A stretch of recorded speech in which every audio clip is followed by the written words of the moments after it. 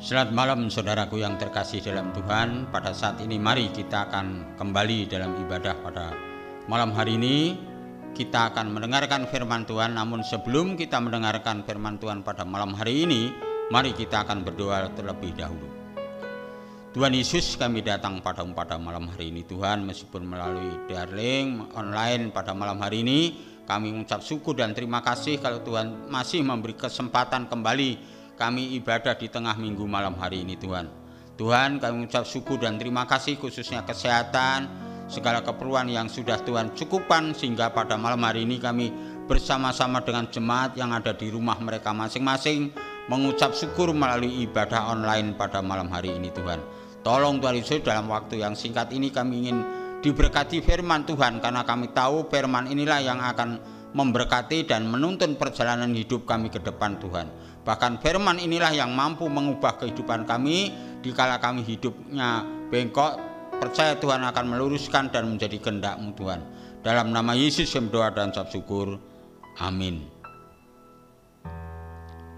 Saudaraku yang terkasih dalam Tuhan Yesus Kristus, bagaimana kabarnya saudara di rumah mereka masing-masing? Kami bersyukur dan terima kasih dalam pertemuan pada malam hari ini. Mari kita langsung membuka Alkitab kita sebagai dasar daripada firman Tuhan yang sebentar kami bahas bersama-sama pada malam hari ini. Dari Injil Matius pasal yang keempat, saya ulang, Injil Matius pasal yang keempat ayat 18 sampai ayat 22, saya akan baca dari mimbar, saudara akan melihat dan mendengarkan dari Alkitab atau melihat dari Alkitab saudara di rumah masing-masing. Ya, dari ayat 18. Dan ketika Yesus sedang berjalan menyusur danau Galilea, ia melihat dua orang bersaudara, yaitu Simon yang disebut Petrus dan Andreas saudaranya. Mereka sedang menebarkan jala di danau sebab mereka penjala ikan. Yesus berkata kepada mereka, "Mari ikutlah aku dan kamu akan kujadikan penjala manusia." Lalu mereka pun segera meninggalkan jalannya dan mengikut dia. Dan setelah Yesus pergi dari sana, dilihatnya lah pula dua orang bersaudara, yaitu Yakobus anak Zebedius dan Yohanes saudara bersama ayah mereka. Zebedius sedang membereskan jala di dalam perahu. Yesus memanggil mereka. Dan mereka segera meninggalkan perahu serta ayahnya lalu mengikuti dia. Ya. Firman Tuhan pada malam hari ini, nats yang kita akan bahas pada kesempatan malam hari ini adalah di dalam ayat 21. Ya, kita baca kembali ayat 21. Dan setelah Yesus pergi dari sana, dilihatnya lah pula dua orang bersaudara, yaitu Yakobus anak Zebedius dan Yohanes saudaranya bersama ayah mereka. Zebedius sedang membereskan jala di dalam perahu. Yesus memanggil mereka. Saudaraku yang terkasih dalam Tuhan, firman Tuhan ini dilatar belakangi bagaimana Tuhan Yesus pada saat itu ingin merekrut, yaitu ingin membentuk tim pelayanan, yaitu pada saat itu di mana mereka memanggil beberapa orang supaya menjadi tim di dalam pelayanan Tuhan Yesus pada saat itu.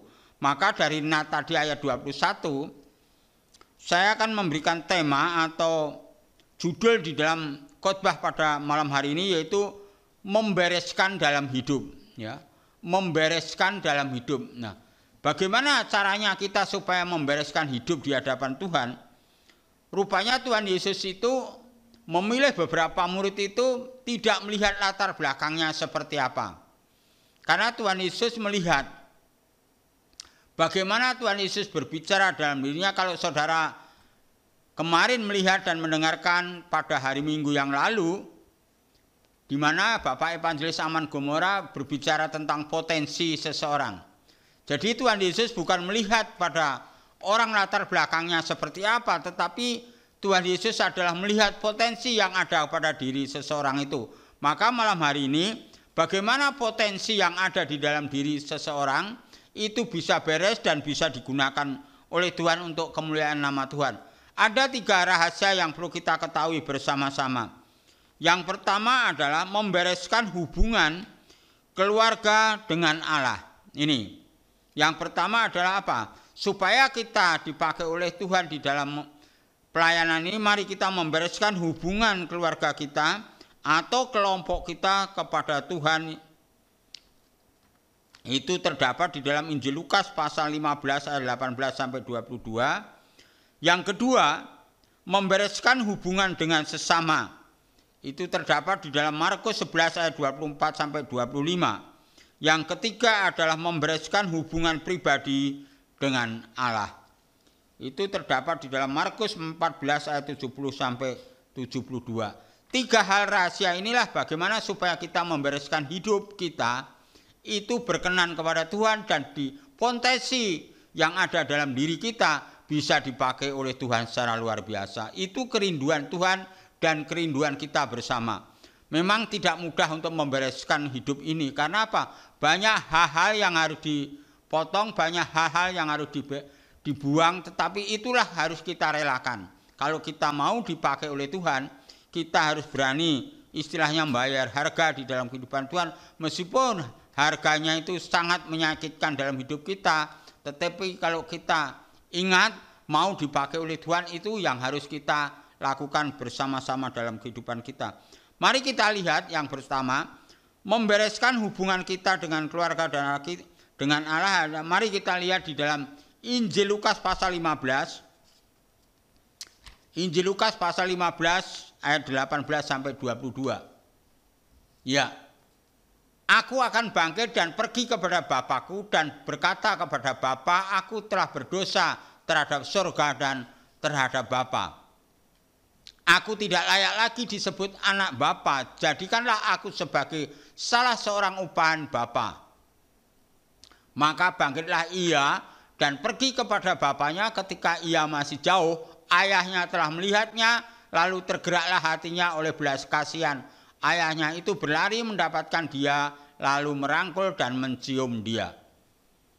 Kata anak itu kepadanya, Bapa, aku telah berdosa terhadap surga dan terhadap Bapa.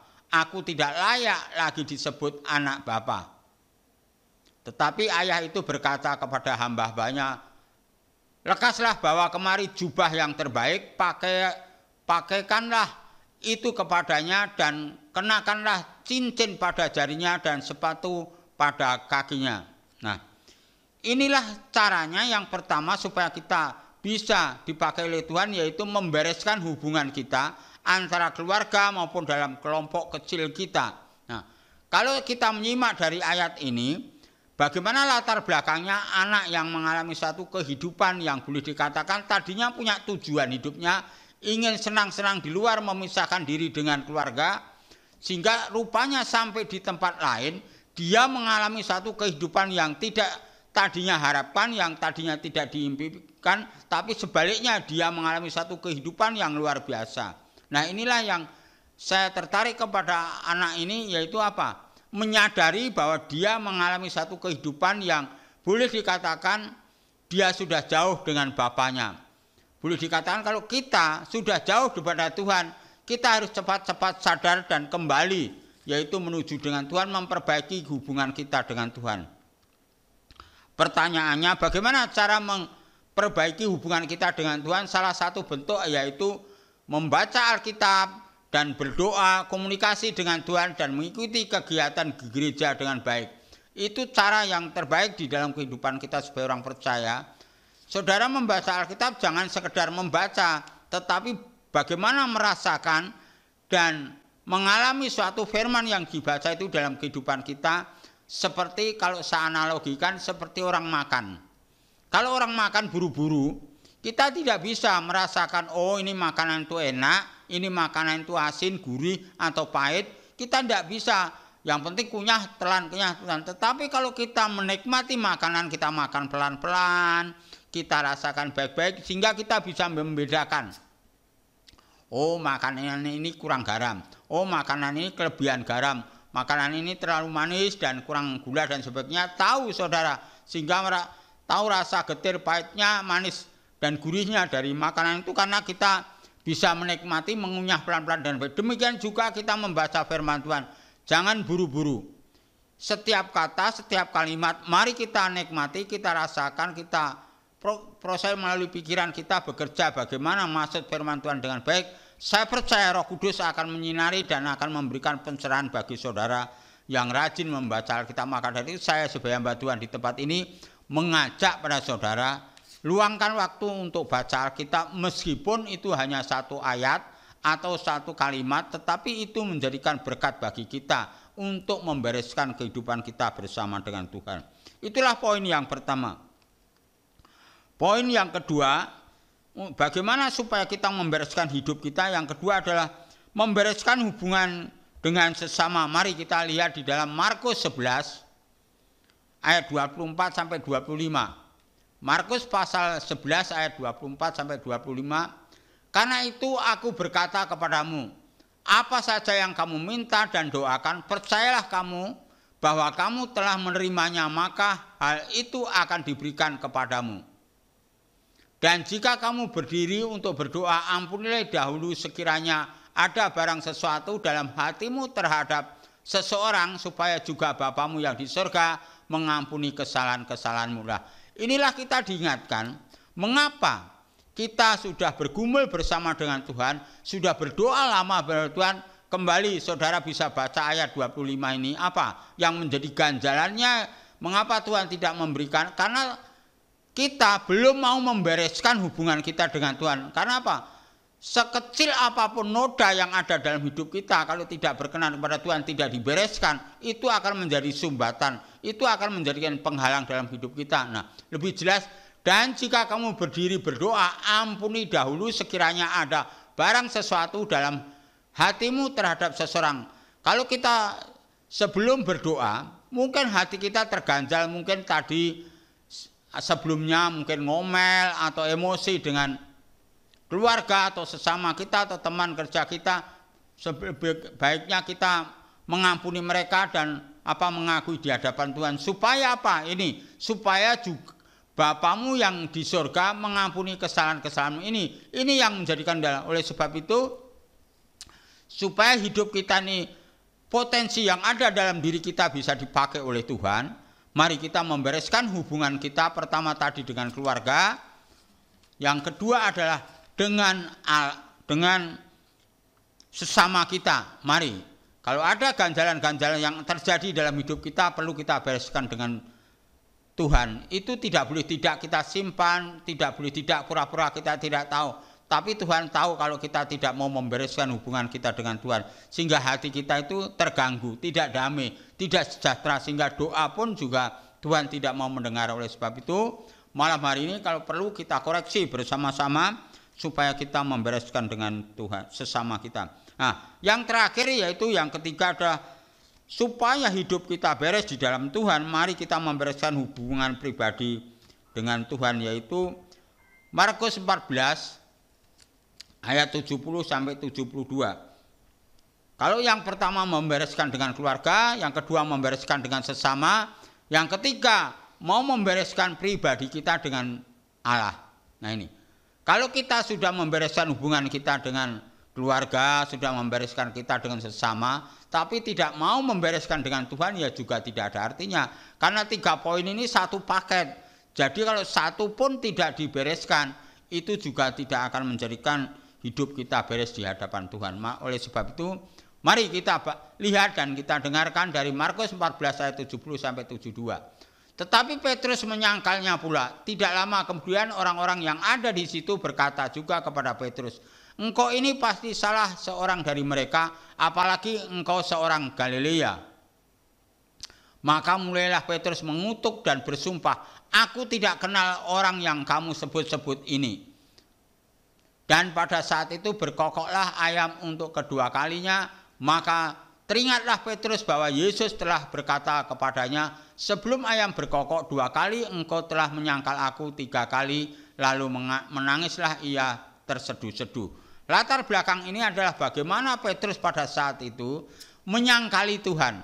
Ya, dia tidak mau, bahkan dia mengatakan tidak mengenal apa yang kau katakan itu. Pada waktu itu peristiwanya perempuan-perempuan pada mendekati pada Petrus dan berkata, ini adalah orang yang yaitu pengikut Kristus, salah satunya pengikut Kristus. Tapi Petrus mengatakan, saya tidak kenal yang kamu sebutkan itu. Itu berarti dia tidak mau beres dengan Tuhan. Oleh sebab itu dimanapun mungkin kita hidup dalam terpojok, hidup kita tidak mengalami suatu kesulitan yang seperti apa, saudara jangan sampai kita menyangkali yaitu Tuhan Yesus kita yang kita percaya dan yang kita yakini bersama. Oleh sebab itu kalau itu terjadi dalam kehidupan kita, mari kita membereskan kembali hubungan kita dengan Tuhan. Kalau kita makin jauh kepada Tuhan, lebih baik cepat-cepat membereskan hubungan pribadi kita dengan Tuhan. Inilah yang perlu kita mengakui. Ingat di dalam 1 Yohanes 1 ayat 9 di sana, jika kita mengaku dosa kita, Allah itu setia dan adil dan akan menghapus segala dosa yang ada di dalam hidup kita. Itu cara membereskan diri kita kepada Tuhan. Mari, karena kita pada prinsipnya manusia itu terbatas. Manusia itu tidak ada yang tidak celah. Pasti ada noda, pasti ada kesalahan, pasti ada dosa. Oleh sebab itu, inilah prinsip yang perlu kita membereskan diri kepada Tuhan. Nah, 3 kebenaran firman Tuhan pada malam hari ini supaya menjadi bagian dalam hidup kita. Mari, ayo kita membereskan hidup kita dengan langkah yang pertama, yaitu membereskan hubungan kita dengan keluarga, dengan kelompok atau dengan persekutuan kita, atau mungkin dalam gereja, satu dengan yang lain mungkin tidak damai. Mari, kesempatan ini kita akan bereskan bersama dengan Tuhan.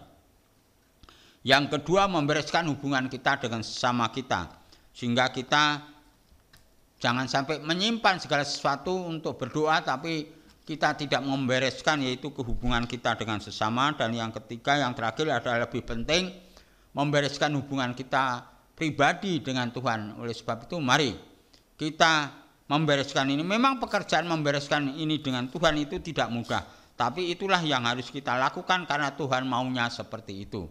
Amin. Mari kita kembali berdoa. Tuhan Yesus, kami mengucap syukur dan terima kasih Tuhan firman pada kesempatan malam hari ini menjadi berkat bagi kami supaya kami membereskan hidup kami selama ini. Tuhan, mungkin pada saat ini kami terlalu angkuh, egois, kurang membereskan hidup kami. Namun firman Tuhan pada malam hari ini mengingatkan kepada kami supaya kami membereskan hubungan kami dengan keluarga, dengan kelompok, dengan yang lainnya Tuhan. Bahkan kami harus membereskan hubungan juga dengan sesama kami sehingga kami menjadi berkat di mana mereka berada Tuhan. Dan kami juga berdoa dan kami juga harus membereskan hubungan pribadi kami dengan Tuhan. Tuhan, kami mau Kau pakai potensi yang ada di dalam diri kami ini sehingga kami berani membereskan supaya tidak menjadi sandungan, bahkan tidak menjadi hambatan. Potensi ini kami optimalkan untuk kemuliaan nama-Mu. Terima kasih Tuhan, dalam nama Yesus kami berdoa dan ucap syukur. Amin. Mari kita akan menerima berkat dari Tuhan untuk mengakhiri ibadah pada malam hari ini. Tuhan Yesus, sekali lagi kami datang kepada Tuhan, kami berdoa untuk jemaat-Mu yang ada di rumah. Mereka masing-masing tidak kami sebut namanya. Tolong Tuhan Yesus akan memberkati keberadaannya dalam rumah tangganya, anak cucu keluarga mereka. Tolong Tuhan Yesus berkati, terutama Kau proteksi dari virus yang terjadi pada saat ini Tuhan. Sangat menakutkan, bahkan sampai saat ini belum ada vaksin yang ditemukan. Kami percaya pakailah para intelektual yang ada di muka bumi ini bisa menemukan vaksin ini Tuhan, sehingga kita bisa kembali normal di dalam aktivitas kami Tuhan, terutama kami bergereja Tuhan. Tuhan Yesus, kami juga berdoa untuk jemaat-Mu mungkin pada saat ini mengalami satu ekonomi. Tolong Tuhan Yesus, Kau akan memberkati, Kau pulihkan ekonomi mereka pribadi lepas pribadi. Mungkin ada fisik yang kurang begitu sehat, Tuhan akan kembalikan kesehatan mereka dan Kau kembalikan juga kebugaran mereka Tuhan. Terima kasih Tuhan Yesus, Engkau telah memberkati ibadah malam hari ini. Sebentar kami ingin mengakhiri dan mohon berkat-Mu dari surga Tuhan. Angkat kedua tangan saudara, mari kita berdiri bersama-sama, kita mohon berkat daripada Tuhan kita Yesus Kristus.